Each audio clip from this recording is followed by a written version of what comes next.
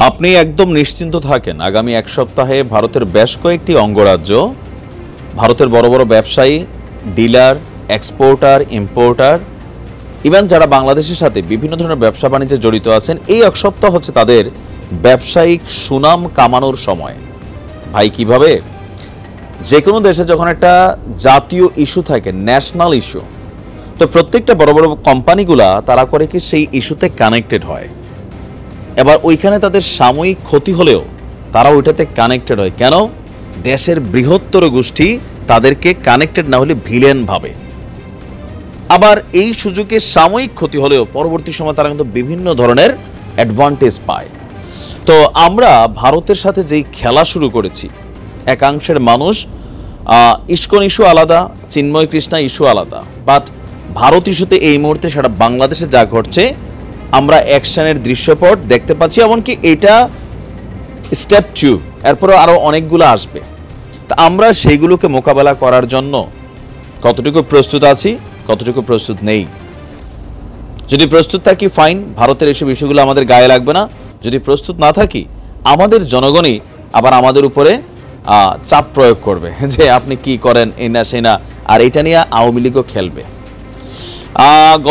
গতকালকে বলছিলাম যে চিকিৎসা ইস্যুতে ভারতের বেশ কয়েকটি হাসপাতাল, স্টেট আপনার একটা শক্ত অবস্থান নিয়েছে। এরপরে ত্রিপুরা রাজ্য থেকে একটা সিদ্ধান্ত আসছিল ব্যবসা বাণিজ্য বন্ধ। তো প্রথম যে জিনিসটাতে হাত দিচ্ছে ভারত, সেটা হচ্ছে আলু। বেশি করে আলু খান, ভাতের উপর চাপ কমান।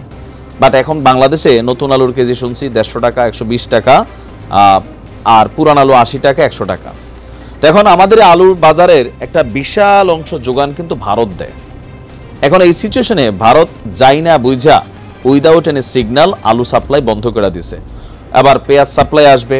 তারপরে ধরেন যেই জিনিসগুলো বাংলাদেশের আম জনতার সাথে কানেক্টেড, কারণ এইবারের বিষয়টা সরকার টু সরকারে নাই, জনতা টু জনতার মধ্যে কিন্তু, ব্যবসায়িক টু ব্যবসায়ীদের মধ্যে কিন্তু আপনি দেখবেন যে এই পাল্টাপাল্টি একটা অবস্থান শুরু হয়েছে। আমরা দেখছি ইভেন পশ্চিমবঙ্গে এই প্রথমবারের মতন কলকাতা, আমি অন্যান্য সময় বাংলাদেশের কলকাতাকে নেগেটিভ দেখেন, আপনি দেখেন জুলাই আগস্ট অভ্যুত্থান আমি নিজে ভিডিও করছি যে কলকাতার ছাত্ররা, কলকাতার মানুষ এই বৈষম্য বিরোধী ছাত্রদের জন্য তারা সেখানে লড়াই করেছে, তারা জেলে গিয়েছে, তারা পুলিশের হাতে মাইর খাইছে।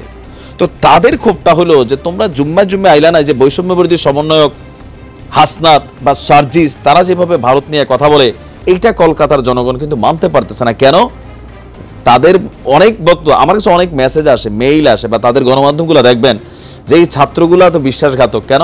তোমাদের জন্য আমরা ওই সময় নামছি কলকাতা থেকে আমরা প্রটেস্ট করছি, স্টুডেন্ট টু স্টুডেন্ট।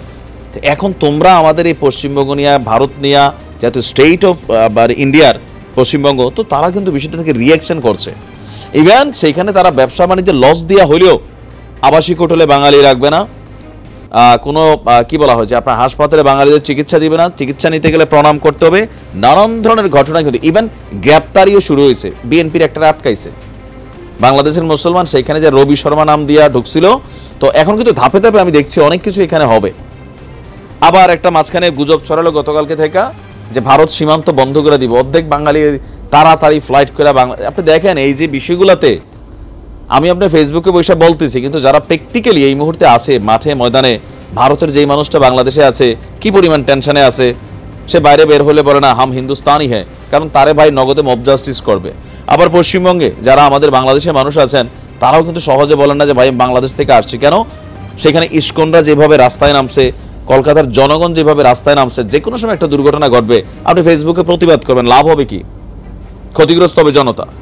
এখন এই সিচুয়েশনে এসে আপনার ভারতের পশ্চিমবঙ্গের রাজ্য সরকার আলু রপ্তানিতে স্লট বুকিং বন্ধ করে দিয়েছে। এই কারণে আজকে থেকে হিলি স্থলবন্দর দিয়ে ভারত থেকে আলু আমদানি বন্ধ। এর আগে 26 নভেম্বর আপনার হিলি বন্দর দিয়ে আলু এবং পেঁয়াজ রপ্তানি বন্ধ করেছিল সরকার, বাট পরে বাংলাদেশের বিশেষ সিচুয়েশনকে কেন্দ্র করে আপনার কিন্তু আবার এটা খুলে দেওয়া হয়েছিল। আমদানিকারকরা বলছে যে নতুন করে স্লট বুকিং বন্ধ হয়ে যাওয়ায় আজকে সোমবার থেকে আলু আমদানি বন্ধ। নিশ্চয়ই বাংলাদেশের মার্কেটে আলুর দাম বাড়ছে, যারা আজকে কিনছেন একটু জানাবেন। তবে এখন পর্যন্ত সেখান দিয়ে পেঁয়াজ সহ অন্যান্য পণ্য বাংলাদেশে যাতায়াত করছে। তবে স্থানীয় ব্যবসায়ীরা, স্থানীয় আমজনতা তাদের দেশের গাড়ি ট্রাক সব আটকায় দিচ্ছে। এটা ধর্মীয় ইস্যুতে কানেক্টেড হয়ে গেছে। ওই দেশের জনগণ বলতেছে এই রোড দিয়ে যাইতে দিব না, লয়ে আসো তোমার সরকার টরকার। এরপরে ওই যে গ্রেপ্তারের ইস্যু আমি দেখলাম বিভিন্ন কটেজগুলোতে, হোটেলগুলোতে অভিযান শুরু হয়েছে। বিএনপির একজন নেতা তিনি গ্রেপ্তারও হয়েছেন, যদিও তিনি অন্যায় কাজই করছেন। তবে এরকম অন্যায় কাজ ইউরোপ আমেরিকাতে ভারতীয়রাও করে, আমরা বাংলাদেশিরও করি, রিফিউজি টিফুজি সাজ্জারের যে এখানে নানান কাহিনী করি। তো যাই হোক, এখন পরিস্থিতি যেভাবে বিগড়াচ্ছে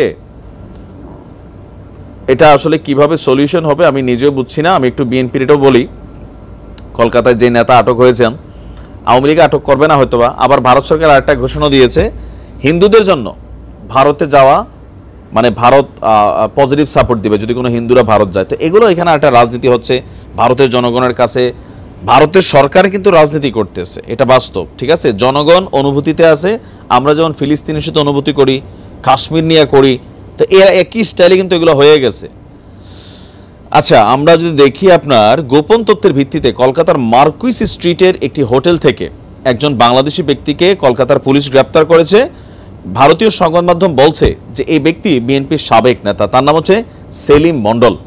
কিন্তু ভারতে তিনি হিন্দু নামে রবি শর্মা নামে ভুয়া ইন্ডিয়ান পাসপোর্ট, ভারতীয় ভুয়া আধার কার্ড, ভোটার কার্ড, এমনকি প্যান কার্ডও বানিয়েছেন বলে অভিযোগ রয়েছে।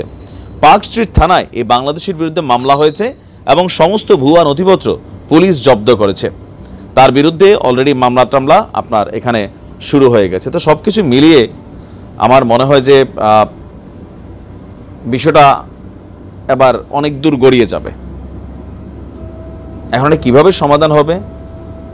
ভারতের যারা আমজনতা আছি, আমরা যারা বাংলাদেশের আমজনতা আছি, যারা বুঝের মানুষ আছি, এই ইস্যুতে যারা রাজনীতি করছে ধর্ম নিয়ে, এই ইস্যুতে যারা এক ধরনের প্রেক্ষাপট তৈরির চেষ্টা চালাচ্ছে, সেখান থেকে আমাদের বুঝজ্ঞান রাখতে হবে।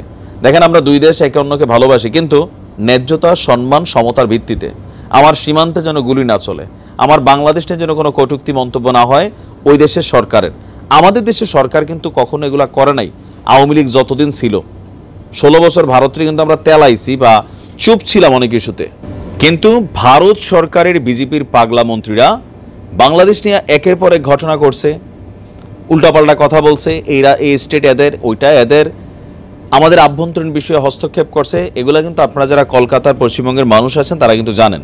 আমাদের আওয়ামী লীগ সরকারের সাহস ছিল না ভারত নিয়ে কথা বলার।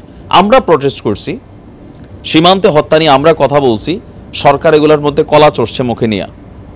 এখন মানুষ কথা বলতেছে, ওই যে পুরানা যে ইস্যুগুলা, তো এত বছর যে ভারত বলছে বাংলাদেশ চুপ ছিল, বা মানে সরকার চুপ ছিল, জনগণ কিন্তু প্রটেস্ট করছে। তো এখন এগুলো ওই যে পুরানা ঝালটাল হয়তো একটু ঝাড়তেছে, বাট এর মাঝখানে একটা রাজনীতি করারও ট্রাই চলছে, এখানে নানান ধরনের মুভমেন্ট চলছে। সব কিছু মিলিয়ে এগুলো তো আমরা তো বুঝি। তো দুই দেশের মানুষকে ধৈর্য ধরে আহ্বান জানাবো। পাশাপাশি বিশেষ করে পশ্চিমবঙ্গের যারা বাংলা ভাষাভাষী মানুষ আছেন, একে অন্যের প্রতি শ্রদ্ধাবোধের জায়গাটা ঠিক রাখবেন। আপনারাও বুঝজ্ঞান নিয়ে কথাবার্তা বলবেন, আমরাও চেষ্টা করি বুঝজ্ঞান নিয়ে কথাবার্তা বলতে। ভালো থাকুন, আসসালামু আলাইকুম।